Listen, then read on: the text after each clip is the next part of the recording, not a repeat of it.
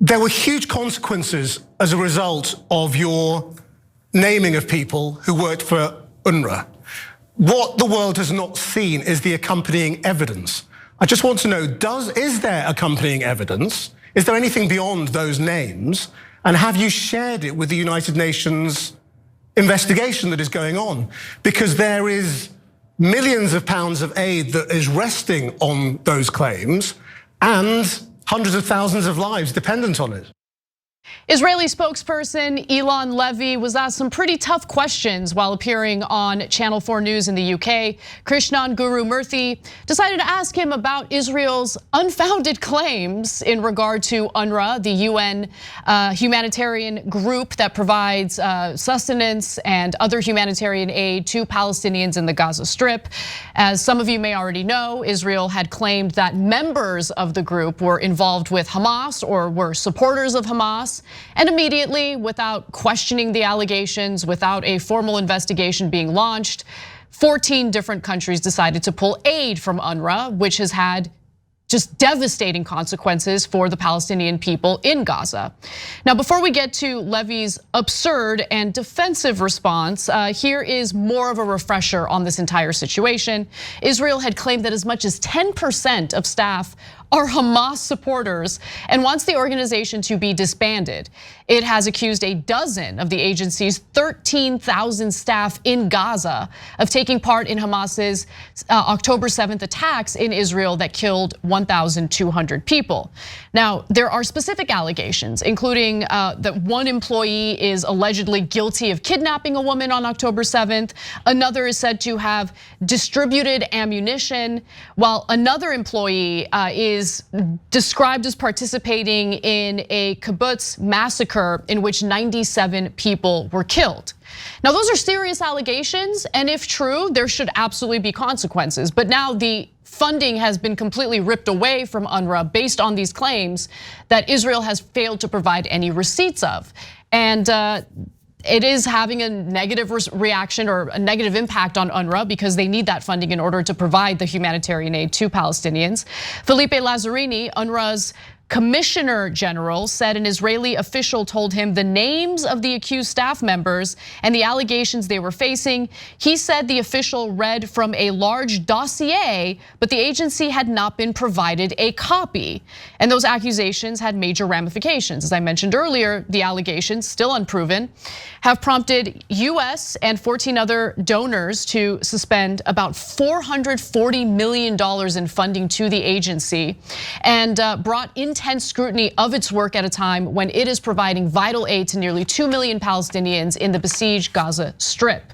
Now, Channel 4 also did a pretty incredible investigation because they obtained that very Israeli dossier to see if there was any evidence presented by Israel to reinforce the claims that they're making about the individuals working at UNRWA.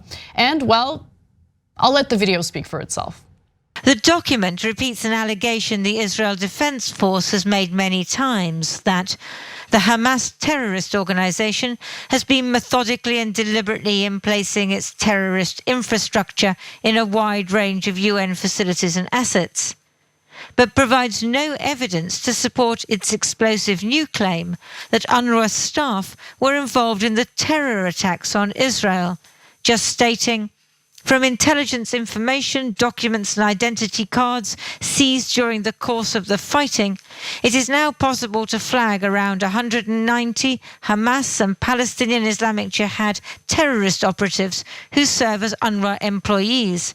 More than 10 UNRWA staffers took part in the events of the 7th of October. Israel gave the document to donors just after the International Court of Justice in The Hague made an interim ruling on a charge of genocide against Israel. That Israel must take immediate and effective measures to enable the provision of urgently needed basic services and humanitarian assistance. So that was the dossier that the United States referenced as a justification for pulling aid out of UNRWA, because that dossier was supposed to include evidence, but as Channel 4 News found out by obtaining that dossier, it did not provide any evidence. And they also learned that Israel actually already vetted all of the people that were working for UNRWA out of the Gaza Strip that they are now claiming are terrorists. So what happened? What happened after that vetting? Why were they approved? And now these allegations are being made without any evidence. Now, before we get to Levy being asked these difficult questions on Channel 4, I wanted to kind of weigh in, have you weigh in, Cenk, on what you've heard so far.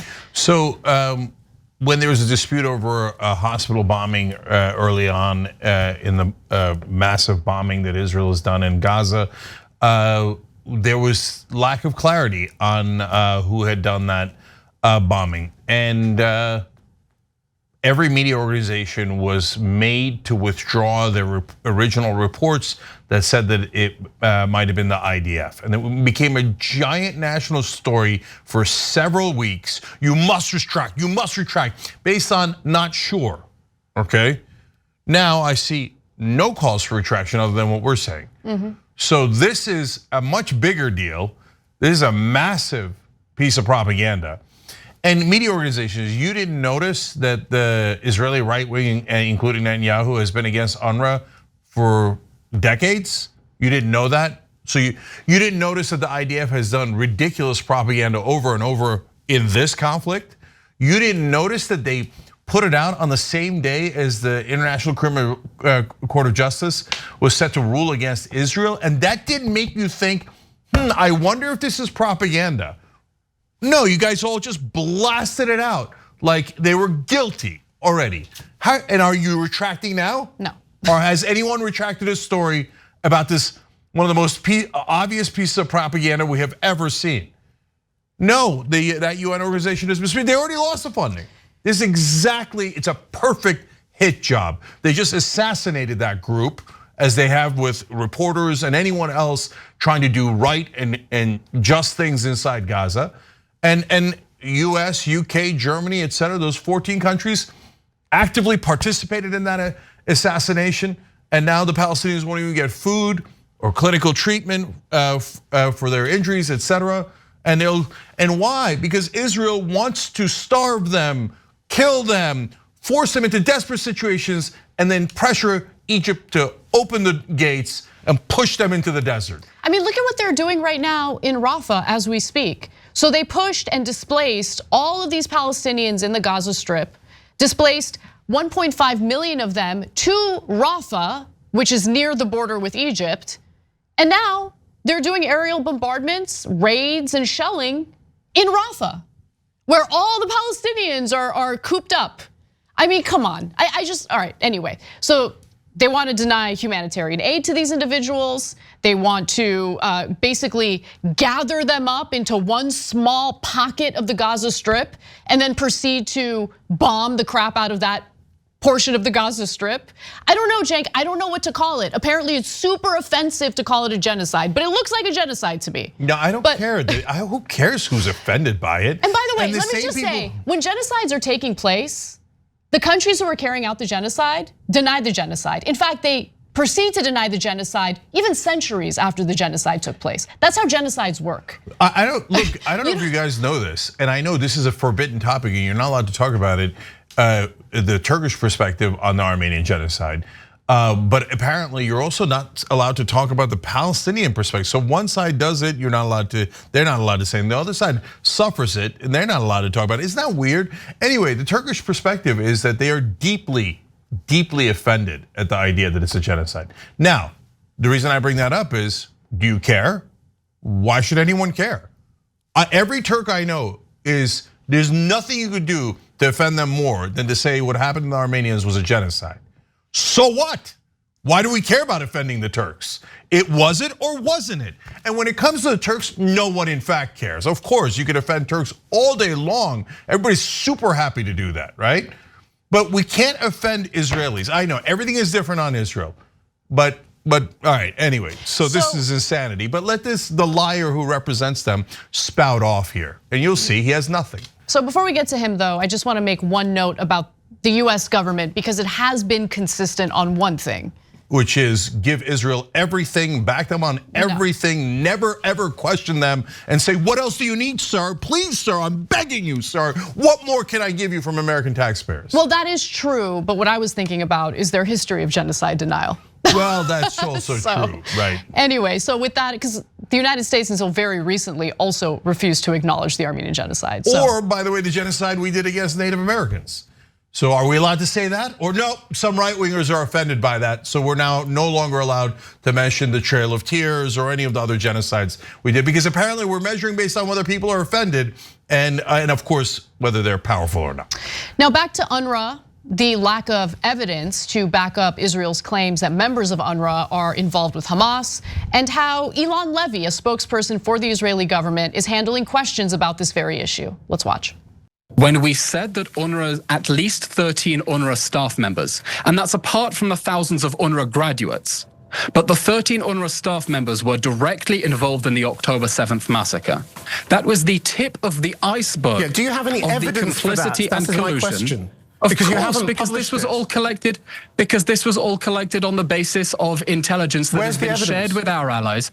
Intelligence that has been shared with our allies. I'm When not was going it to come shared and with reveal- Britain? Because Britain claimed it didn't know.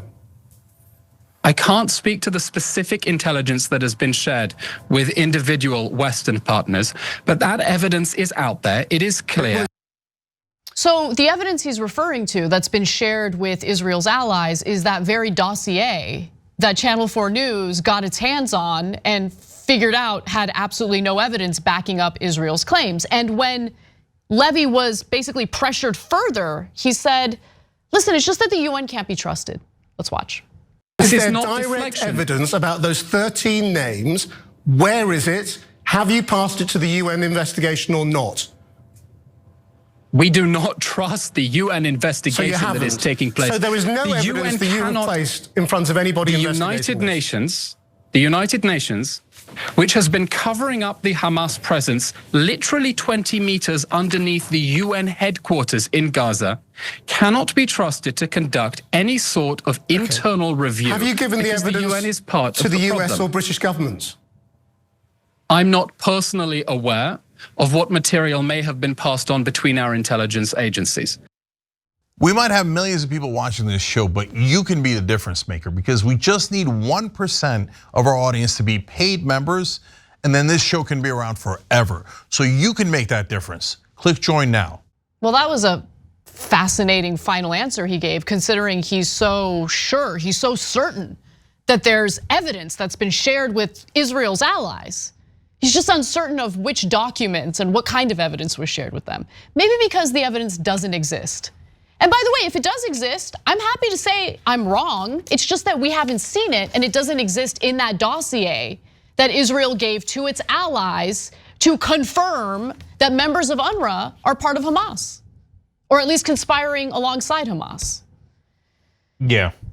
No, I won't apologize if there's evidence later. They've provided no evidence. If later they come up with evidence, then we'll say, oh, later they came up with evidence. But right now, they have provided none, zero. They've been asked now a number of times. We've seen, news organizations have seen the dossier itself. By the way, Financial Times also saying that there is no evidence in the dossier. They mentioned that, oh, they tracked smartphones. They're like, but smartphones to who and why and how and when and how does that prove anything? It's just they mentioned smartphones. And for America, they're like, good enough, yeah, smartphones, there were smartphones in Gaza. That means that UNRWA is guilty. And again, every news organization that has looked at it said, no evidence, none. 14 countries immediately pulled aid based on no evidence at all because Israel said so. I mean, is it really that big of a deal though, Cenk? We're talking about millions of people in besieged Gaza starving to death. Is that such a big deal? And by the way, the US is like, we've got, the United States and Britain have indicated they will not resume support until the UN's internal investigation into the allegations end. And that's not supposed to happen until late March.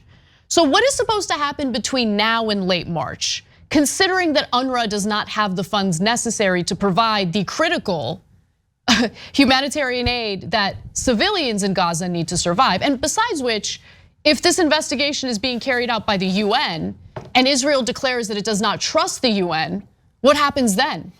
I mean, but that's like, think about what Anna's saying. The guy just told you Yeah, oh yeah, trust us, there's plenty of evidence, and we turned it in. But we won't give it to the UN. So who'd you turn it into? Oh, we turn it into other people who always do exactly as we order them, like American government, UK government, etc. So you guys did a big circle jerk where you said, yeah, let's all lie together. Yep. But we won't even show the people we're charging this and that are involved in this. And by the way, it doesn't matter. News organizations have already seen. I'm going to read you one last thing here from Financial Times. The intelligence assessment, which has been seen by the Financial Times, provides no evidence for the claims. None, zero. So, hey, US media organizations, well, right now I'm declaring Young Turks the most accurate news organization in America, period. Because we're the only ones who have told you the truth about this story that has been confirmed by international news organizations. Right now, as things stand, every single other media organization in America has not retracted this horrific piece of propaganda that it might cost thousands of lives. Who's in charge, and are you guys actually doing news? Make up your mind, are you doing propaganda or are you doing news? Because real news agencies don't print propaganda like this. If you enjoyed this video, that's because of our members. They make us independent, they make us strong, and they make us honest. Become a member today by hitting the join button below.